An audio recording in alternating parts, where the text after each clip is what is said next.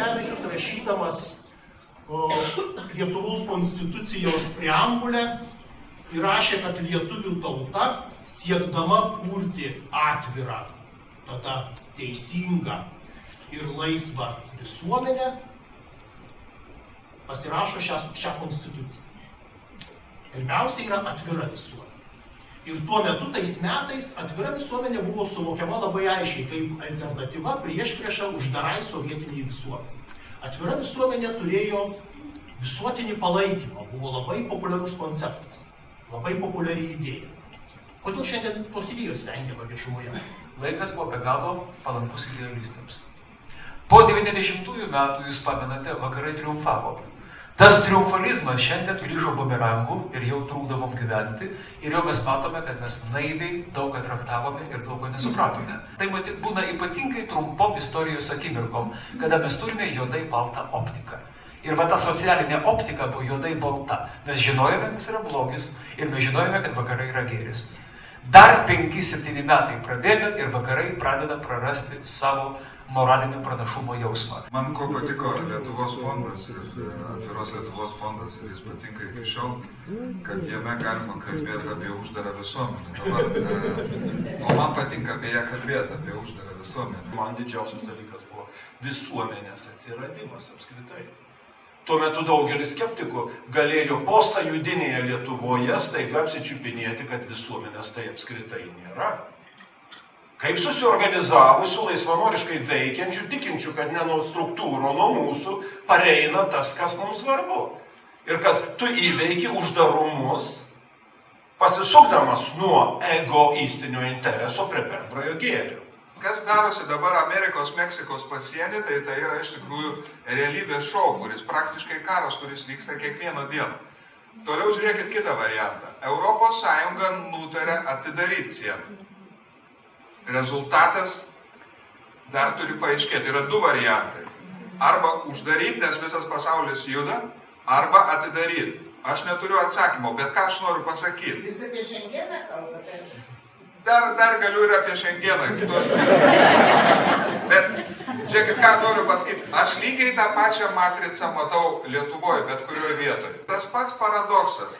Nuo globalinės politikos iki smulkiausių dalykų pasireiškia. Todėl šitoje vietoje aš manau, kad skirtingai negu prieš 25 metus, aš ir pradėčiau diskutuoti, kad kažkas tai nėra taip paprasta, kad visko atsivėrimas jis pradeda neišspręs, nes taiga paaiškėjo, kad tas, kuris atsivėrė, kam jis atsivėrė, jis jau nieko nebeturi. Viskas ir niekas pasidaro vienodai. Jokiu būdu tas atvirumas nėra, tiesą sakant, toksai vulgarus tiesioginis reikalas, kurį aš palyginčiau su striptizu. Jeigu tu viską nusimeti, tai tu atviras esi, ne? Jeigu tu likai dar su kažko, tai uždaromas. Kažkas. Ne, atvirumas visų pirma, tai yra kritinės minties tam tikras potencialas. Tai yra kritiška mintis, kuri reiškia, kad žmogui ir visuomeniai duoda šansą subręsti. Tu gali gyventi brandų gyvenimą.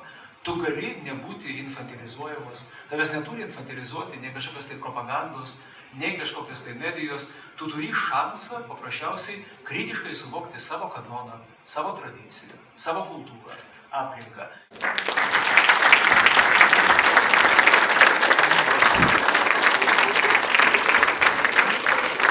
Susirenkam, sakyčiau, antrą kartą. Sakykime, jūs gal ne, bet aš jaučiu, kad tai kaip yra antrą kartą.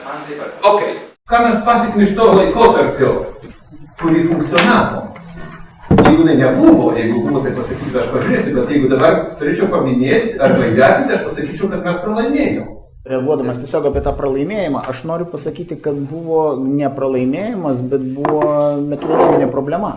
Mes galvojam, kad pereinamasis laikotarpis, tranzicija, kaip sakant, įvyko, pasibaigė ir viskas. Supranti? O kad tas pereinamasis laikotarpis užsitęsęs ir realiai, jisai nėra nei pradžios, nei pabaigos, niekas apie tai negalvoja. Supranti? Ir šičia, tai ta prasme nebuvo pralaimėjimas. Ta prasme mes neįvertinom tęstinumo perspektyvos. Tai dabar mes vėl prakalbom apie tęstinumą. Į tą tranziciją pateko dar vakarų valstybės. Tai kas su mumis? Ir kai yra sergantis kūnas, jis turi mobilizuotis ir dar labiau kovoti ir rodyti atsparumą. Iš esmės, jokio pralaimėjimo nėra, yra susilpnėjusios pozicijos, yra didžiulis užsipuolimas, bet jokių būdų jokio pralaimėjimo. Jo, aš irgi norėjau sureaguoti, gerbiamas Boguslavai, į tą pralaimėjimo tropą, dėl to, kad, jeigu būtų pralaimėjimas, mūsų čia nebūtų. Irenos Veisaitės iniciatyva buvo suburti tam tikri bendraminčiai, kurie įsivertino tas grėsmės arba tas realijos arba tas aktualijas, kurioje mes esam, ir mes patys susirašėm savo tematinį lauką, kur iš tikrųjų reikalingi pokyčiai. Šiandien egzistuoja tokia mintis, kad demokratija išgyvena krizę, ne? Kad yra nepasitikėjimas demokratija, kad demokratija nesusitvarkė su esama ir nežinia, ir abejonės, ir susitvarkys. Kadangi radikalizmo ir euroskepticizmo nuotaikos iš tiesų gan sparčiai plinta, dabar, manau, reikia mąstyti apie ganėtinai platų jėgų spektrą, apie kažkokį vienijantį projektą, kuriam galėtų pasirašyti ganėtinai įvairių pažiūrų žmonės. Reiškia, galima manyti, kad bus skirtumų labai konkrečiuose klausimuose, vertybiniuose, bet kad bent jau bendra proeuropietiška, provakarietiška kryptis dėl jos būtų sutariama. Principai yra principai. Principų negalima, taip sakant, išsižadėti, bet jų vertinimas arba jų interpretacija priklauso. Tai politinio ekonominio konteksto išmanimas padėtų bet kokiai veiklai ir tai yra apskritai bendras principas veiklos. Taip, čia, kad nebūtų to vadinamo atviros visuomenės fundamentalizmo. Alfas vis dėlto ateina vėlgi ne į tuščią vietą, ar ne? Čia jau yra susikūrusios tam tikros nevyriausybinės organizacijos. Ir ir jau jos dirba, turi įdirbį.